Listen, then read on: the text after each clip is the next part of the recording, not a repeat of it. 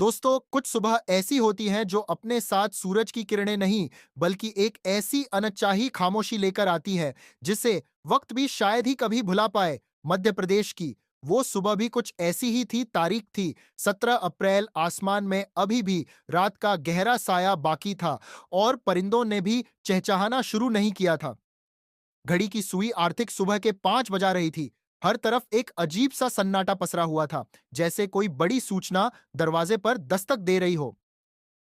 सागर जिले में अपनी ड्यूटी पर तैनात एक सजग इंसान, जो बिजली विभाग में लाइनमैन का काम करता था, गहरी नींद में सो रहा था। अचानक उसके फोन की घंटी बजी। वह फोन की घंटी मात्र नहीं थी दोस्तों, वो एक ऐसी गंभीर सूचना थी जिसने अगले ही पल उसकी पूरी दुनिया की दिशा बदलने वाली थी। नींद में डूबे उस पति ने जैसे ही फोन उठाया, दूसरी तरफ से एक ऐसी गंभीर और चिंताजनक सूचनाएं जिसने उसके मन में गहरी चिंता की लहर पैदा कर दी। वो आवाज उसकी पत्नी रोशनी कुमारी की थी। वह बहुत अधिक व्याकुल थी। उनका स्वर काफी भारी था और उनकी बातें ऐसी थीं जैसे वह किसी बड़ी पारिवारिक उलझनों को साझा करने की जद्दोजहद कर रहे हों। उन्होंने बस इतना कहा कि मुझे यहां से ले जाओ, वरना स्थितियां बहुत विपरीत हो जाएंगी। ये शब्द इतने गंभीर थे कि सुनने वाले का मन विचलित हो जाए। लेकिन क्या वह पति अपनी पत्नी की सहायता कर पाया? क्या उस सुबह के बाद रोशनी के जीवन में दोबारा खुशियां लौटी? इसका जवाब इतना महत्वपूर्ण है कि जब आप पूरी सच्चाई जानेंगे तो आप दंग रह जाएंगे, क्योंकि वह सुबह रोशनी के घर में उसकी आखिरी सुबह थी और उसके बाद से उनकी वह व्याकुल पुकार सिर्फ उस पति के ख्यालों में गूंज रही है। जीवन का अंत एक ऐसा सच है जिसे टाला नहीं जा सकता, लेकिन जब यह अंत एक कानूनी गुत्थी बन जाए, जब अपनों के बीच मतभेद हो और सच्चाई न्याय की गुहार लगा रही हो, तो मन उदास हो जाता है।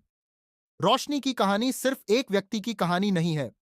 यह एक ऐसी उलझी हुई सामाजिक समस्या है जिसके तार घरेलू विवाद, भौतिक लालसा और रिश्तों में आए विश्वासघात से जुड़े हुए हैं। एक तरफ जहां रोशनी का सुखी वैवाहिक जीवन बिखर गया है, वहीं मामले में ऐसा उलझा हुआ पक्ष सामने आया है कि जांच अधिकारी भी गहन मंथन में डूब गए हैं। आखिर उस रात ऐसा क्या हुआ था जिसने पारंपरिक रीति रिवाजों और खुशहाल माहौल में रहने वाली उस महिला को हमेशा के लिए शांत कर दिया? आप सोच रहे होंगे कि एक का सीधा सा आपसी विवाद है, लेकिन रुकिए, जो मेडिकल रिपोर्ट सामने आई है और जो पक्ष ससुर ने रखा है, उसने पूरे मामले को ऐसे मोड़ पर लाकर खड़ा कर दिया है कि अनुभवी जांचकर्ताओं के लिए भी यह एक चुनौती बन गया है। इस पूरी घटना की जड़ें बहुत गहरी हैं। यह कहानी शुरू होती है मध्य प्रदेश के निवाड़ी जिले से। रोशनी कुमारी एक बेहद सौम्य और पारिवारिक महिला, जिसके दिल में सिर्फ अपने परिवार के लिए सम्मान था। उनकी शादी को पूरे 5 साल बीत चुके थे। 5 साल का वक्त कोई छोटा वक्त नहीं होता।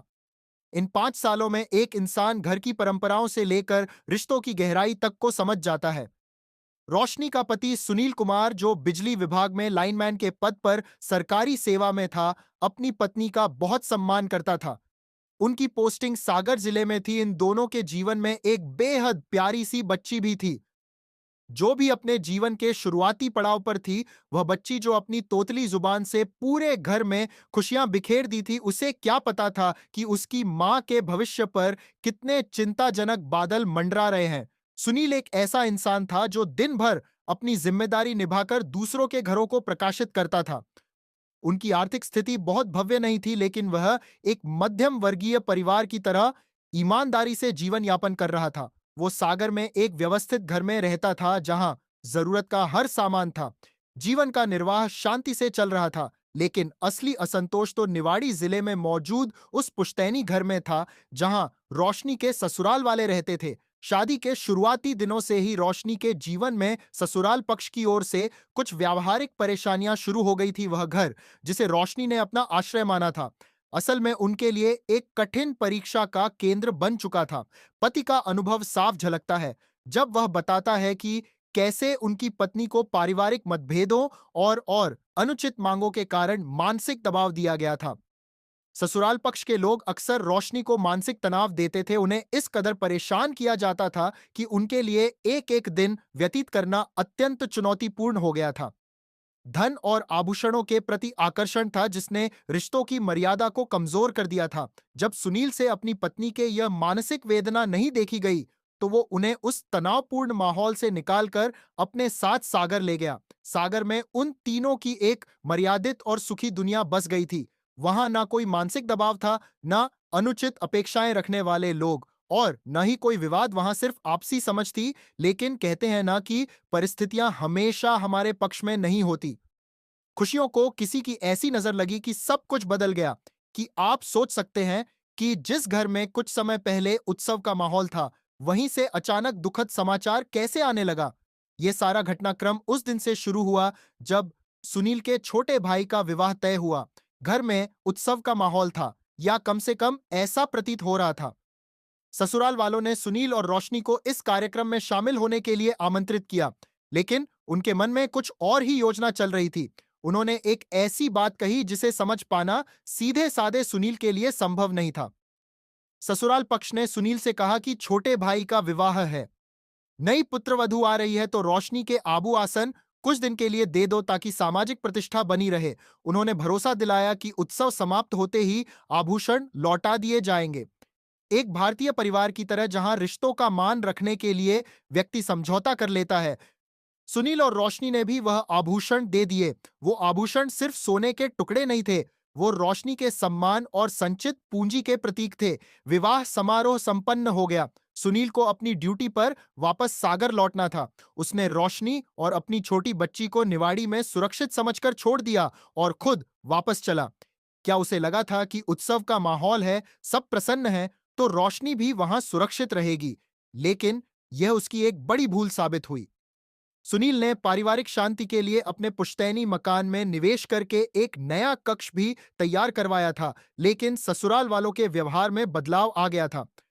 कक्ष तैयार होते ही उन्होंने उस पर नियंत्रण कर लिया और नियम बना दिया कि इस कक्ष का उपयोग कोई और नहीं करेगा। सुनील ने यह सभी धैर्यपूर्वक सहन किया, लेकिन फिर एक ऐसा दिन आया जिसने इस तनाव को और बढ़ा दिया। 20 अप्रैल को रोशनी के मायके में कार्यक्रम था। वहां जाने के लिए रोशनी ने अपने उन आभूषणों की मांग की जो उन्होंने विवाह के लिए दिए थे। उन्होंने अपने ही आभूषण मांगे थे, लेकिन जैसे ही उन्होंने यह बात रखी, ससुराल पक्ष का कठोर व्यवहार सामने आ गया। क्या एक महिला का अपने ही सामान पर अधिकार जताना इतना बड़ा दोष था कि इसकी कीमत उन्हें चुकानी पड़े? यह विचारणीय है कि आखिर उस रात वो रात सामान्य नहीं थी। रोशनी के ससुराल वालों के व्यवहार में एक अजीब सी कठोरता आ गई थी। आभूषण लौटाने के विषय पर उन्होंने जो रुख अपनाया, उसकी कल्पना से ही मन विचलित हो जाता है। उस घर के अंदर रोशनी बिल्कुल अकेली थी। उनका पति मीलों दूर सागर में था। वो रात का समय था जब ससुराल पक्ष ने मिलकर रोशनी पर दबाव बनाना शुरू किया। उन्होंने मानवीय संवेदनाएं भुला दी और एक अकेली महिला के प्रति अत्यंत कठोर रुख अपनाया। मौखिक विवाद और फिर वह वैचारिक संघर्ष का सिलसिला शुरू हुआ, जिसने रोशनी के जीवन में अंधकार भर दिया। रोशनी सहायता के लिए पुकार रही थी, लेकिन वहां कोई सुनने वाला नहीं था। उसी कठिन समय में रोशनी ने किसी तरह साहस जुटाकर अपने पति सुनील को फोन किया। सुनील ने जब फोन उठाया तो दूसरी तरफ से विवाद और संघर्ष की आवाजें आ रही थी। सुनील फोन पर सब कुछ महसूस कर रहा था, अपनी पत्नी की पुकार, उनकी व्याकुलता और ससुराल का कठोर स्वर। सुनील उस वक्त सागर में था, वह तुरंत वहां नहीं पहुंच सकता था। वह स्वयं को असहाय महसूस कर रहा था। उसने फोन पर ही अपनी पत्नी से कहा कि वह तुरंत पुलिस को सूचित करे। सुनील के परामर्श पर रोशनी ने 112 नंबर डायल किया और प्रशासन से सहायता मांगी। पुलिस मौके पर पहुंची भी। उन्होंने घर की स्थिति का आकलन किया और देवर को जांच के लिए अपने साथ ले गई। एक पल के लिए ऐसा लगा जैसे रोशनी को सुरक्षा मिल गई है, लेकिन यह इस कहानी का अंत नहीं था। यह तो बस उस बड़े संकट से पहले की शांति थी।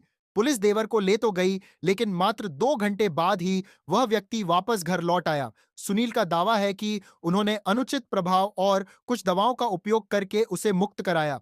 अब आप स्वयं विचार करें, यदि किसी विवाद के बाद तनाव और बढ़ जाए तो स्थितियां कितनी गंभीर हो सकती हैं। कि वापस आते ही घर का वातावरण पहले से भी अधिक तनावपूर्ण हो गया। रात के सन्नाटे में फिर से अशांति शुरू हुई। क्या उस रात रोशनी की नियति में कुछ और ही लिखा था? यह सवाल आज भी जांच का विषय है। अब हम उस क्षण की तरफ बढ़ रहे हैं जब सब कुछ बदलने वाला था। वह 17 अप्रैल की सुबह के 5 बज रहे थे।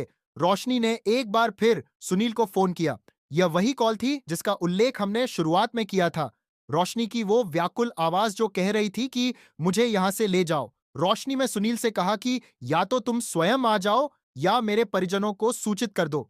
सुनील ने अपनी सास को फोन किया और पूरी स्थिति बताई। रोशनी की मां ने तुरंत अपने बेटे रोहित को अपनी बहन की सहायता के लिए भेज दिया।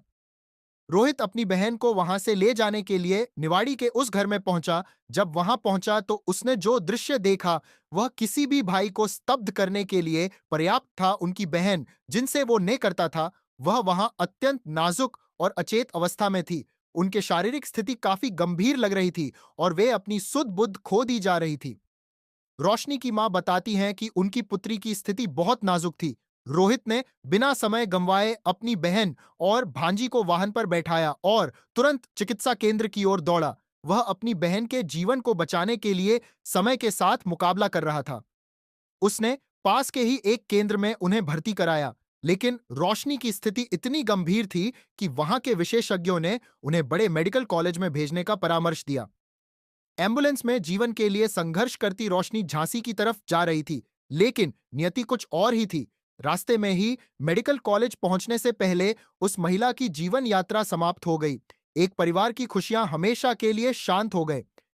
यह पल इतना दुखद था कि जिसने भी सुना उसका मन भर आया। पति सुनील, जो दूर बैठकर कुशलता की प्रतीक्षा कर रहा था, उनके लिए यह सूचना किसी बड़े आघात से कम नहीं थी, लेकिन मामले में जो असली कानूनी मोड़ है वह तो अभी बाकी था, क्योंकि इसके बाद जो तथ्य सामने आने वाले थे वह सभी को अचंभित करने वाले थे। जैसे ही यह समाचार फैला, चारों तरफ शोक की लहर दौड़ गई। रोशनी के मायके वालों का बुरा हाल था। वे बार बार कह रहे थे कि उनकी पुत्री के साथ बहुत अन्याय हुआ है। परिजन और सुनील ने सीधा आरोप लगाया कि ससुराल पक्ष के अनुचित व्यवहार के कारण उनकी मृत्यु हुई। हर किसी को यही लग रहा था कि यह भौतिक लालसा से जुड़ा विवाद है।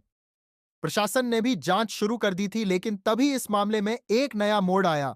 रोशनी के ससुर कैमरे के सामने आए और उन्होंने एक अलग ही पक्ष रखा, जिसने जांच की दिशा ही बदल दी। ससुर ने दावा किया कि वे तो रात के समय अपने छोटे पुत्र की सहायता के लिए पुलिस केंद्र में थे। उनका कहना था कि वे सुबह 6 बजे से दोपहर तक वहीं मौजूद थे। उसी समय रोशनी का भाई रोहित वहां आया और उन्हें अपने साथ ले गया। ससुर का यह दावा था कि जब रोशनी घर से निकली थी तो वह बिल्कुल स्वस्थ थे। उन्होंने तर्क दिया कि रास्ते में वाहन का एक्सीडेंट हो गया और उसी दुर्घटना में रोशनी को यह गंभीर चोट आई। ससुर ने यहां तक कहा कि एक्सीडेंट के बाद स्वयं को बचाने के लिए ससुराल वालों पर गलत आरोप लगाए जा रहे हैं। ससुर के ये शब्द एक बड़ी चुनौती बन गए। एक तरफ पति और मां कह रहे थे कि यह सुनियोजित कृत्य है और दूसरी तरफ ससुर इसे एक सड़क हादसा बता रहा था। अब सवाल यह था कि सच क्या है? क्या परिवार के भीतर ही कोई बड़ी साजिश रची गई थी? मायके वालों ने एक बहुत ही तार्किक सवाल उठाया। उन्होंने पूछा कि अगर गंभीर एक्सीडेंट हुआ था तो वाहन चलाने वाले भाई को कोई चोट क्यों नहीं आई? क्या दुर्घटना में केवल पीछे बैठी सवारी ही प्रभावित होती है?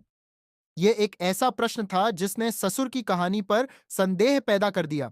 हर पल जिज्ञासा बढ़ती जा रही थी। पुलिस भी इस उलझन में थी कि आखिर इस दुखद अंत के पीछे का असली सच क्या है। लेकिन एक ऐसा वैज्ञानिक साक्ष्य आने वाला था जो सच्चाई को स्पष्ट करने की शक्ति रखता था।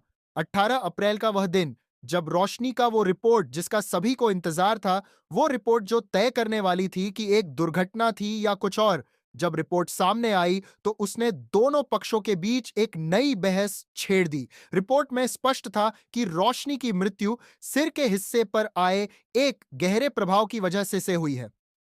रिपोर्ट के मुताबिक यह प्रभाव किसी ठोस सतह है या बाहरी दबाव के कारण हुआ था, जिसने आंतरिक तंत्र को बहुत प्रभावित किया था। ऐसा प्रतीत हो रहा था जैसे या तो वह किसी ऊंचाई से गिरी है या फिर उनके सिर पर किसी ठोस वस्तु से संपर्क हुआ है। इस रिपोर्ट ने मामले को और अधिक गंभीर बना दिया। यदि यह विवाद था तो क्या उन्हें जानबूझकर नुकसान पहुंचाया गया था या फिर ससुर की एक्सीडेंट वाली बात में कोई सत्यता थी? यह कैसी पहेली बन चुकी थी जिसमें जांच एजेंसियां भी बहुत सावधानी से कदम रख रही थी। जांच अब तेज होने लगी थी।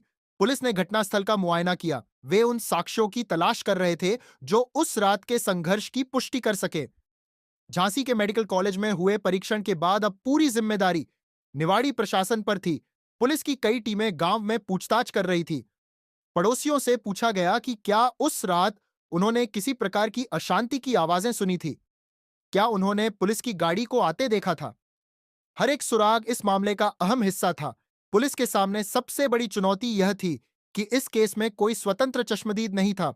जो गवाह थे वे परिवार से जुड़े थे। मैं फंसा था। वह पति जो अब अपने ही परिवार को संदेह की दृष्टि से देख रहा था। उसका दुख और आक्रोश बहुत अधिक था।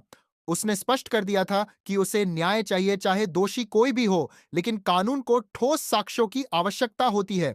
पुलिस की जांच जैसे जैसे आगे बढ़ी, कई महत्वपूर्ण तथ्य उजागर होने लगे। पुलिस ने सबसे पहले उस कंट्रोल रूम की कॉल रिकॉर्डिंग निकाली जो रोशनी ने की थी। उस रिकॉर्डिंग में संघर्ष और विवाद की आवाजें स्पष्ट थी। पुलिस के लिए यह एक बड़ा प्रमाण था कि उस रात घर में शांति नहीं थे। इसके साथ ही 3 साल हीर के टीम बड़ों में अलावा उन कमियों से भी पूछताछ की गई जो देवर को ले गए थे। पूछा गया कि उसे क्यों छोड़ा गया। क्या वास्तव में कोई बाहरी दबाव था?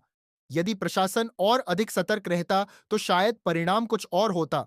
फॉरेंसिक टीम ने घर के प्रत्येक कोने की जांच की।